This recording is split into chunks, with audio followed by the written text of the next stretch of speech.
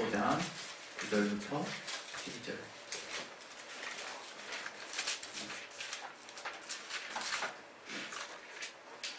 우리 두 번 합독할게요. 두 번. 요한복음 15장 9절부터 12절. 시작. 아버지께서 나를 사랑하신 것 같이 나도 너희를 사랑하였으니 나의 사랑 안에 거하라. 내가 아버지의 계명을 지켜 그의 사랑 안에 거하는 것 같이 너희도 내 계명을 지키면 내 사랑 안에 거하리라. 내가 이것을 너희에게 이름은 내 기쁨이 너희 안에 있어 너희 기쁨을 충만하게 하려 함이니라. 내 계명은 곧 내가 너희를 사랑하는 것 같이 너희도 서로 사랑하라는 이것이니라. 다시 한번. 아버지께서 나를 사랑하신 것 같이 나도 너희를 사랑하였으니 나의 사랑 안에 거하라. 내가 아버지의 계명을 지켜 그의 사랑 안에 거하는 것 같이 너희도 내 계명을 지키면 내 사랑 안에 거하리라. 내가 이것을 너희에게 이르는 내 기쁨이 너희 안에 있어 너희 기쁨을 충만하게 하려 함이니라. 내 계명은 곧 내가 너희를 사랑하는 것 같이 너희도 서로 사랑하라 하는 이것이니라. 오늘 이 말씀 통해서 여러분 각자가 심령에 하나님이 주시는 말씀으로 받을 수 있도록 내용이 충만하게, 성령 충만하게 인도해달라고 우리 각자 기도하시겠습니다. 하나님 아버지, 우리에게 하나님의 말씀을 주시옵소서. 깨닫게 해주시고 아버지 도와주시옵소서. 주님이 알게 하시고 붙들어 주시고 역사하시는 은혜 받을 수 있도록 도와주시옵소서. 내게 말씀의 지혜와 시간 능력 주시고 성령으로 충만하게 인도해 주시옵소서. 주께 감사하며 예수 이름으로 기도했습니다. 우리 하나님은 우리가 갚을 수 없는 사랑과 은혜를 주신 분이십니다. 제가 신앙생활하면서 어떤 것이 가장 감사한가 생각을 하면 할수록 하나님의 은혜를 내가 갚을 수 없다는 그 사실 자체가 너무 감사해요. 우리 누구나 정말 열심히 뭔가 정말 은혜를 갚으려고 노력하다 보면 갚을 수 있지 않을까 하는 이 세상에서도 사실 갚기 어려운 부분들도 있겠지만 그 사랑을 우리가 측량할 수 있거든요, 사실. 그래서 헤아릴 수 없다고 우리가 정말 표현은 하지만 그에 보답할 수 있는 기회가 있는 거죠, 이 땅에서. 그러나 하나님이 우리에게 주신 사랑은 갚을 수 없는 사랑이래요. 갚을 수 없는 사랑. 그거를 여러분이 성령을 통해서 체험하는 게 신앙이에요. 하나님이 우리를 지으셨을 뿐만 아니라 그 아들 예수를 통해서 완전한 죽음을 통해서 우리의 죄의 값을 그의 피값으로 대속하셨어요. 완전한 죽음이라고 하는 것에 대해서 우리가 생각해 봐야 된다. 요한복음 10장 18절에는 내가 아버지께 계명을 받았는데 살 권세도 있고 죽을 권세도 있다 그랬어요. 이 계명을 아버지께 받았다. 근데 주님이 받으신 그 계명은 바로 죽을 계명이라 해요. 죽을 계명. 이 죽을 계명이라는 건 우리가 자주 또 여러 번 우리가 또 들었던 부분이 있어서 잘 알겠다고 생각하실지 모르겠지만 자기 스스로 살 수 없는 죽음이라는 거예요. 자기의 능력으로 도무지 이렇게 살 수가 없는. 그래서 우리는 흔히 그런 표현을 하잖아요. 예수님이 이렇게 잠깐 죽었다가 이렇게 기절했다 사신 게 아니라고. 잠깐 어떻게 뭔가 충격적으로 이렇게 이게 뭔가 해가지고 뭐 진짜 죽은 척 했다가 다시 살아난 게 아니라는 거예요. 그야말로 영원한 절망인 거예요. 영원한 절망. 여러분 생각해 보세요. 하나님, 영이신 하나님, 말씀이신 하나님이 육신을 입고 오셨어요. 그 육신이 우리는 그래서 영적인 수준이라고도 표현하죠. 근데 그 육신이 그분이라 이거예요. 예수, 하나님. 근데 그 육신의 특성이 뭐냐? 죽음이 있다, 이거 죽음이. 그 육신을 아버지께서 주신 계명대로 완전한 죽음에 내맡긴다. 그래서 그분은 진짜 죽으셨어요. 완전하게. 어떠한 정말 그분 스스로의 하나님이시지만 능력이 많으신 하나님이시지만 이제는 그분의 능력을 도무지 쓸 수 없는 상태에 자기 자신을 내모셨다. 내모셨다. 그리고 나서 그 하나님의 아들이 죽으신 그 십자가에 달리신 그 피해값, 물과 피를 흘리심을 통해서 그가 완전하게 영원한 죽음 가운데 자신을 정말 내몰고 나서 얻게 된 게 우리의 죄사함이에요. 죄사함. 우리 인류의 죄사함. 우리는 그 사람을 받은 거예요. 그 사람을. 이 찬양에도 그 사랑하는 그 찬양 있잖아요. 그 사랑. 되게 좋아하는 찬양 중에 하는데, 생각하면 할수록 그 사랑이 너무 놀랍다. 이거예요. 우리는 그 하나님의 사랑을 체험해야 되는 거예요. 성령을 통해서. 제가 93년도에 그 전까지 물론 이제 교회를 다니긴 했지만 진짜 하나님이 살아계신지 진짜로 몰랐어요. 근데 93년도에 어떤 목사님의 설교를 통해서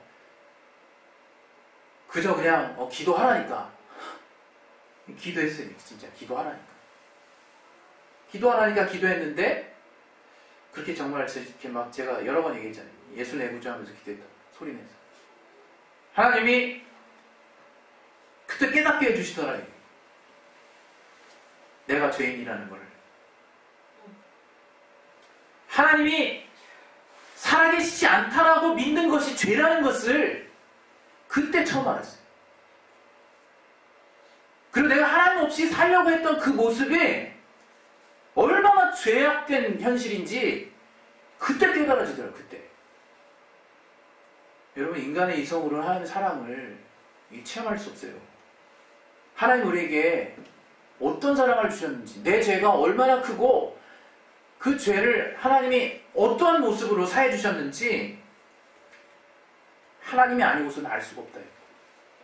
제가 그렇게 하나님을 알지 않았으면요, 저는 지금 여기 없습니다.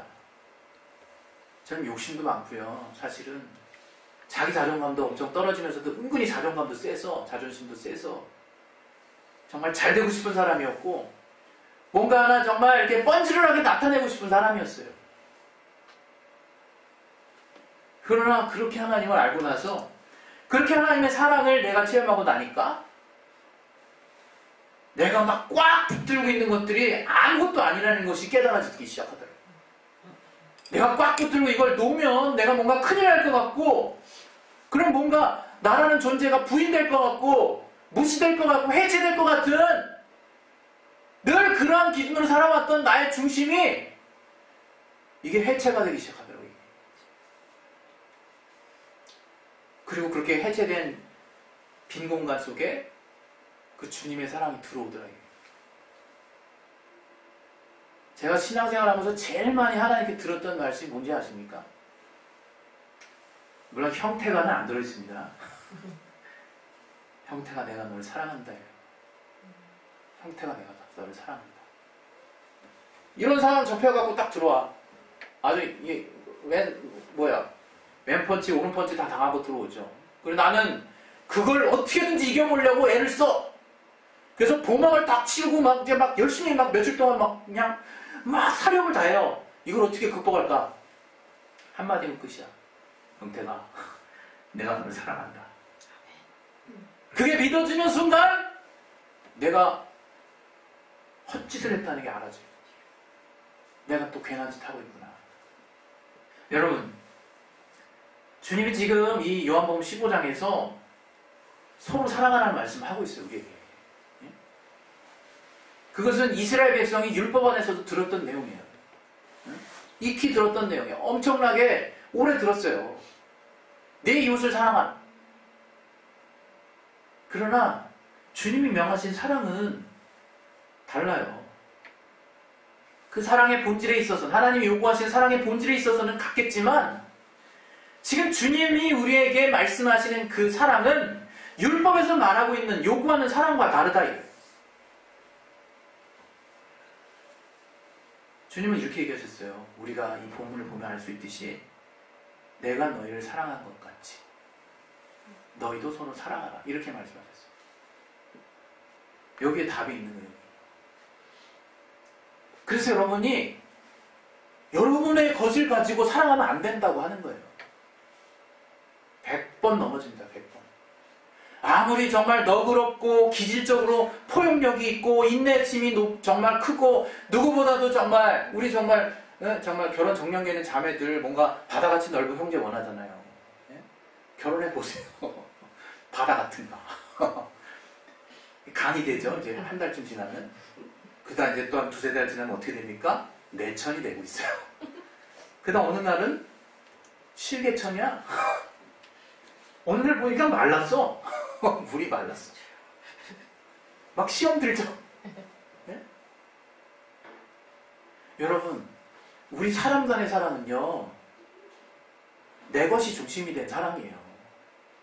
주고받는 사랑이에요. 절대 사람은 줬는데 만족할 수 없어요. 받고 싶어 해요. 무언가를 내가 깨닫기 전에 내가 무언가를 받았기 때문에 정말 주는 거야. 사람은 그렇습니다. 근데 주님이 율법 안에서 모세를 통해서 하나님이 우리에게 요구하신 것은 내 이웃을 사랑하라는 거군요. 우리 이웃 사랑은 그렇게 어렵습니까? 요즘에는 이웃과의 관계조차도 단절된 세상이라 이웃 사랑하면 크게 느껴지지만 저도 응파를 받거든요. 보니까 이웃 사랑이 넘쳐나더만. 옛날에 그랬어요. 진짜 저도 기억에 나요. 막 우리 어머니가 동네 사람들한테 막 이것저것 막 떡 돌리고 막 나눠주고 이랬어요. 응? 내 이웃을 사랑하라. 그러나 마태복음 5장 43절 이하에 말하는 것처럼 내 원수를 미워하라. 이렇게 또 율법에서 말했어요. 네 원수를 대적하라. 근데 주님께서 그것에 대해서 다시 말씀하셨는데 내 원수를 사랑하고 너를 핍박하는 자를 위해서 기도하라고 말씀하셨다. 예? 그러면서 또 주님께서 또 어느 날 이웃에 대한 논쟁이 하나 벌어졌어요. 예? 우리가 잘 아는 그 비유들 있지 않습니까? 누가 도대체 이웃이냐라고, 예? 이웃을 사랑하라고 율법에서 딱 명한 대로 하려고 하는데 저들이 주님께 이제 주님을 이제 시험하려고 내 이웃이 누굽니까? 라고 물어본 거예요. 우리는 기억해요. 3명의 사람 중에 이웃이 누구였는지. 제사장과 레위인과 사마리아인이 강도 만나가지고 거반 죽게 된 자를 만났죠. 지나쳤죠. 그때 누가 강도 만나서 거반 죽게 된 자를 돌아봤습니까? 이 사마리아인이었대. 사마리아인. 이스라엘 백성조차 이방과의 결혼한 혼합 민족이라고 아주 무시했던 사마리아인이었다. 사실 그냥 우리가 일반적으로 율법으로 또 표면적으로 보면 레위인이나 제사장이나 얼마나 신령하고 거룩하고 하나님께 더 가까이 가 있어 보이고 하나님 뜻대로 하는 사람들처럼 보였겠냐 이거 저들이. 그러나 원망 듣고 정말 하나님 뜻대로 하지도 않는 정말 저 더러운 자들이라고 여겨졌던 그 사마리아인이 강도 만나서 거반 죽게 된 그 사람을 돌봐줬다. 그러면서 주님이 되묻습니다. 저들에게. 누가 이 강도 만난 자의 이웃이 되겠느냐. 또 우리는 그 구절을 통해서 무언가를 깨달을 수 있어요. 그건 다른 게 아니라 내 이웃은 내가 평소에 친분 있는 자나 나와 서로 어떤 이익관계에 의해서 주고받을 수 있는 그런 관계가 이웃이 아니라 내가 먼저 그 상대방의 어려움을 돌아보고 돕는 그 자가 바로 이웃이 되는 거구나. 주님이 그렇게 우리에게 말씀하세요. 이런 것들을 생각하면 쉽지 않아요. 주님이 우리에게 알게 하신 그 사랑이라는 것이 쉽지 않다. 네? 근데 우리가 알아야 돼요. 주님이 우리에게 명하신 게 바로 그 사랑이라고 하는 것을. 바로 그 사랑을 명하신 게 우리에게. 네? 다른 말로 저도 제 자식 사랑합니다. 우리 가족 사랑해요. 우리 아버지 보면요, 저보다 더 우리 그 아이들을 사랑하는 것 같아요. 아주 끔찍하게. 이렇게 뭐 어디 다치기라도 하잖아요. 그럼 제가 아버지가 두려워요. 다친 그 상처를 보여주고 싶지 않아. 왜 또 아버지가 더 막 크게 막 노발대발 하시니까. 어떨 때는 나는 아빠인데 막 왜 할아버지가 더 이렇게 우리 자식을 가지고 더 그렇게 반응하실까? 근데 우리 인간들이 그렇다 이거. 자기에게 속한 핏줄, 가족, 혈연 얼마나 사랑하는지 몰라요. 근데 여러분 그게 인간의 사랑이에요. 자기에게 속한. 근데 주님이 우리에게 뭐라고 말씀하셨냐면 내 아버지의 뜻대로 하는 자가 내 형제요 자매요 모친이니라. 우리 예수 믿으면서 처음에 닭살 돋았던 거 있죠? 형제님, 자매님. 형제님, 자매님 보이죠? 그게 뭔 뜻인지는 알고 우리가 쓰고 있는 건가요? 우리가 뭔 뜻인지. 도리어 이제 교회에서는 형제님, 자매님 하면 너무 격식 차리는 것 같아서 안 쓰는 경향이 있긴 있죠. 그러나 사실 성경에서 우리가 생소하게 접했던 개념 중에 하나 그거예요. 형제님, 자매님. 왜 형제요, 자매요 그럴까? 이제 온전하게 주님이 요구하시는 사랑을 받아들이고 그 사랑 안에서 그렇게 하나 된 자들을 참으로 형제요, 자매로 할 수 있다는 거예요. 누구보다 더 형제요, 자매답다는 거예요. 그 사랑의 관계를 하는 거예요. 사랑의 관계. 이제 주님은 우리에게 과감하게 요구하십니다. 우리 각자에게. 내가 너에게 명한 그 사랑을 하라고. 여러분, 우리는 주님을 위해서 목숨을 바치겠다고 얘기해요. 여러분 정말 각자 여러분 다 그런 경우 있을 거라고 생각해. 진짜 기도하면서 얼마나 막 충만해지니까 내가 주를 위해서 정말 뭐 하겠습니다 막 기도하고 그러잖아요. 물론 제가 예수 믿고 한 6개월 만에 그런 뜨거운 기도들을 잔뜩 하는 바람에 선교사 지원한 계기가 되기도 했어요. 결국 이 길로 왔지만 우리 하나님 앞에 주님 사랑한다고 내 목숨을 뭐 다 드리도록 이런 막 기도할 때가 있거든요. 근데 우리가 아는 성경의 실상은 뭡니까? 우리 목숨을 드릴 데가 없어요. 드릴 수가 없어. 왜? 주님이 자신의 목숨값으로 자신의 피값으로 우리 인류의 목숨을 다 사버리셨어요. 그래서 우리가 아는 로마서 12장 1절의 말씀이 있는 거라.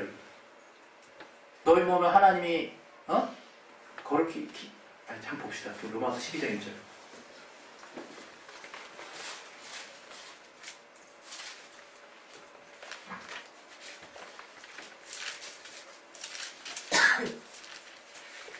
로마서 12장 1절.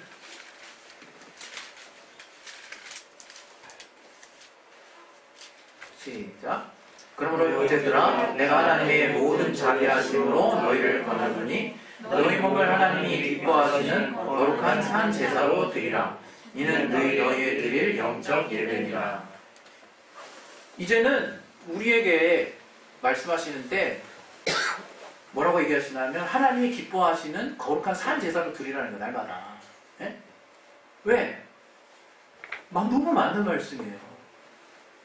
내가 주님을 위해서 나를 드리겠습니다. 헌신을 말하는 거거든. 우리 모두 다 헌신하고자 하는 마음이 있어요. 근데 목숨을 드리겠습니다. 막 이렇게 막 헌신할 수 있는 그런 어떤 믿음 쓴다고 하지만 우리가 정말 그렇게 할 수도 없거니와 그럴 수도 없는 지금 그 실상이라는 거죠. 우리 목숨이 없어요. 드릴 목숨이 없다고. 그리고 내가 주님 앞에 정말 과거 정말 구약에서는 정말 우리의 죄 때문에 동물, 짐승이 다 죽어나갔지만 희생제사 그 영어 한번 쓰겠습니다. sacrifice 그 희생제사가 드려졌지만 누군가 죽었어야 돼요. 그렇게 정말 주님을 향해서 목숨을 다 내어놓는 그런 헌신을 했지만 이제 그런 헌신이 불가능해요. 이제 여러분이 하셔야 되는 헌신이 뭐냐? 분명히 아세요. 주를 위해서 죽겠다? 내 목숨도 아닌데 그걸 죽겠다고 감히 말할 수 있을까요? 산제사로 드리라는 건 산제사로. 날마다 주님 앞에 나아가는 믿음으로 나아가시라. 산제사가 뭔지 알아야 또 산제사가 뭔지. 그럼 갈라디아서 2장 20절에 나와요. 우리 한번 보겠습니다. 갈라디아서 2장 20절. 우리 이제 어떻게 신앙생활을 해야 되느냐? 주님을 사랑한다고 목숨 다 하겠다고 하는데 그게 뭐냐? 산 제사라 이거예요. 죽으려 하지만 죽을 목숨이 없어. 이제 살아있는, 영원히 주님 앞에 살아있는 제사를 드리는 것인데 그러한 삶의 모습이 무엇이냐? 바로 2장 20절의 말씀과 같다. 같이 한번 읽겠습니다. 시작. 내가 그리스도와 함께 십자가에 못 박혔나니 그런즉 이제는 내가 산 것이 아니요 오직 내 안에 그리스도께서 사신 것이라. 이제 내가 육체 가운데 사는 것은 나를 사랑하사 나를 위하여 자기 몸을 버리신 하나님의 아들을 믿는 믿음 안에서 사는 것이라. 이렇게 살라는 거지. 이제 나를 부인해야 된다 이거. 이제 죽는다는 개념, 내가 주님께 목숨을 다한다는 개념은 자기 부인이에요. 자기 부인. 다른 말로 내 육체의 정욕을 부인하는 거야. 그리고 주님이 우리에게 주신 말씀을 믿는 믿음으로 사는 거예요. 그렇게 사는 삶이 산 제사라 이거예요. 자기를 부인하고 날마다 주의 말씀이 승하도록 사는 삶이 그게 바로 산 제사라 이거예요. 그렇게 살도록 말씀하셨는데 그 말씀이 뭔지를 알아야 될 거 아니에요. 주의 말씀이. 주님 우리에게 새 계명을 주신다 그랬어요. 그래서 새 계명. 새 계명. 그 계명을 지켜서 내가 아버지의 사랑 안에 거하고 아버지의 사랑을 받는데 너희도 동일하게 그 계명을 지켜서 주님의 사랑 안에 거해라. 그 계명은 무엇인고 하면 내가 너희를 사랑한 것 같이 서로 사랑하는 거예요. 그냥 그 말씀이 얼마나 중요한 것인가에 대해서 마음속 깊이 생각해야 된다. 이게 얼마나 어려운 말씀이면서 우리가 반드시 지켜야 되는 말씀인지 몰라요. 우리 마음속에서는 계속해서 뭐가 나옵니까? 미움, 시기, 질투, 비교, 판단, 온갖 악한 건 다 마음에서 나와서 입으로 나온다. 그게 주의 말씀이라. 주님이 익히 아셨다. 우리 인간을. 우리 마음속에서는 선한 것이 하나도 없다는 걸 인정해야 되는 거예요. 우리가. 그게 믿음의 시작이에요. 그게 내가 죄입니다 라고 고백하는 것의 시작이라. 그러고 나서 내 안을 무엇으로 채우느냐? 주님이 주신 사랑으로 채우는 거예요. 그것은 성령을 통해서만 가능해. 아무리 내가 알려고 해도 알 수가 없어요. 내가 정말 진짜 93년도 이전까지 나름 그래도 주일을 막 어기면 저주받을까봐 열심히 했던 부분도 있어요. 하나님 하나도 모르겠더라고요. 그러나 비로소 성령이 내 안에 임하시고 난 다음에 그분을 통해서 깨닫게 되니까 하나님의 사정이 이게 알아지더라고요. 알아지더라고요. 하나님 나를 얼마나 사랑하셨는가가 이게 정말 감각처럼 느껴질 정도로 이게 깨달아지더라고요. 그때부터 시작되는 거예요. 내 이웃을 사랑할 수 있는 여력이. 예? 그렇다고 해서 바로 또 우리가 사랑되지도 않습니다. 여러분. 하루에 우리가 제일 많이 생각하는 거 생각해 보세요. 예? 나는 안 보고 남을 판단하고 열심히 보잖아요. 우리가. 얼마나 우리가 우습습니까? 우리의 삶이. 예? 자신만 잘 보지 그냥. 말씀으로. 열심히 그냥 이 상황 저 상황 또 세상에 대해서 또 나라에 대해서 얼마나 잘 판단하고 돌아다닙니까 우리가. 예? 정말 오리발도 그런 오리발이 없어. 그냥 이쪽 저쪽 다 다녀야죠 우리가. 응? 저는 그런 분에게 정말 감히 이런 말 하고 싶어요. 응? 저도 사실 지금 나라의 집권자에 대해서 뭐 썩 마음에 드는 건 아니지만 당신 대통령 해보시고 이런 말 하고 싶어요. 진짜.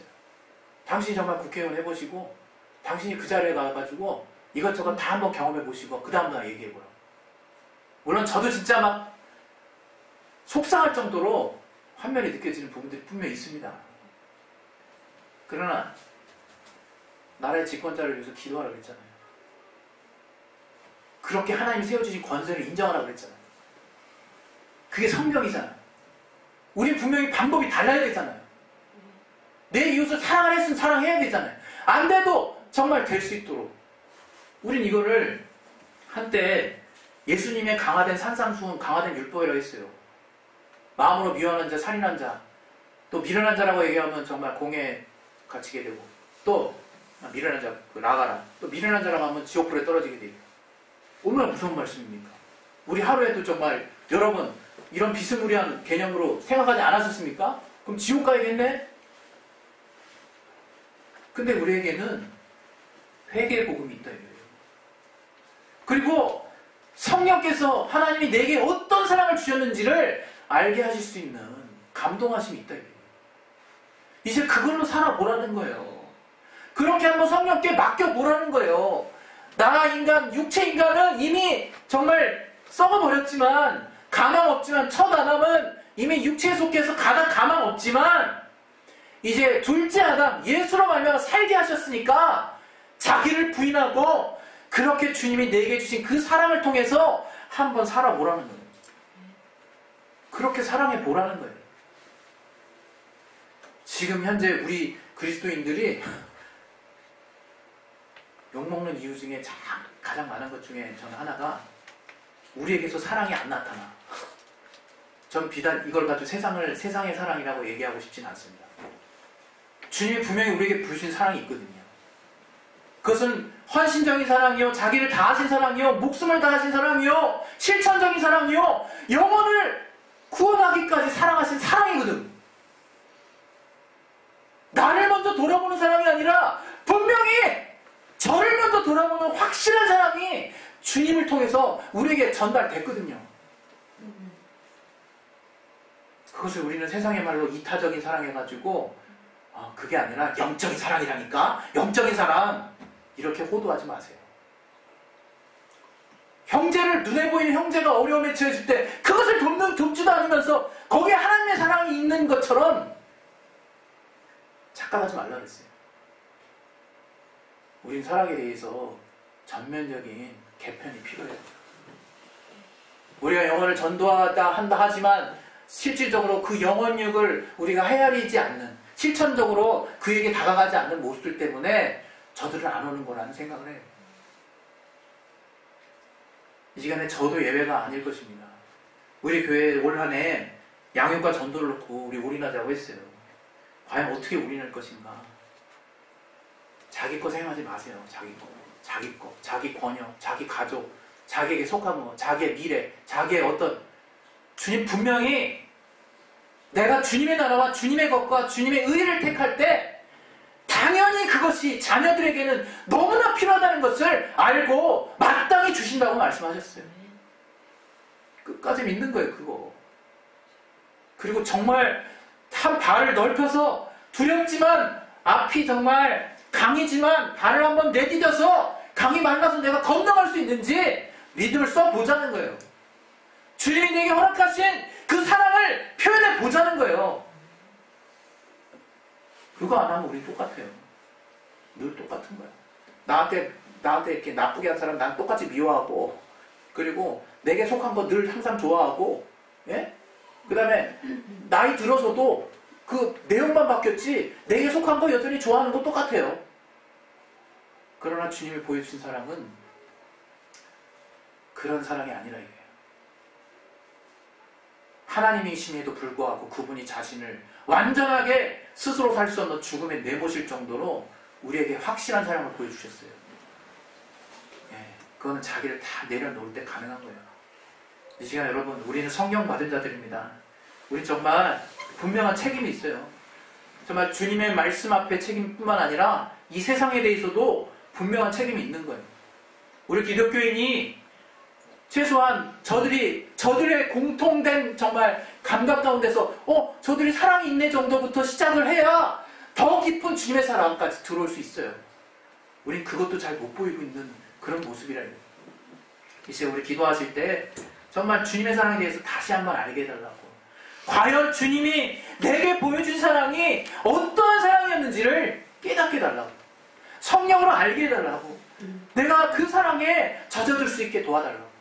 그래서 주님이 내가 너희를 사랑한 것과 같이 너희도 서로 사랑하라는 그 말씀을 내가 성령을 통해서 정말 지키고자 하고 또 지킬 수 있는, 또 계속해서 넘어질 때 정말 회개하고 돌이키고 정말 그러한 주님이 내게 주신 계명을 향해서 순종하고 나아가기를 내가 사모하는 심령 될 수 있도록 하나님 나를 붙들어 주시옵소서. 나를 붙들어 달라고 이 시간 예수여 한번 하시고 기도하겠습니다. 예수여! 하나님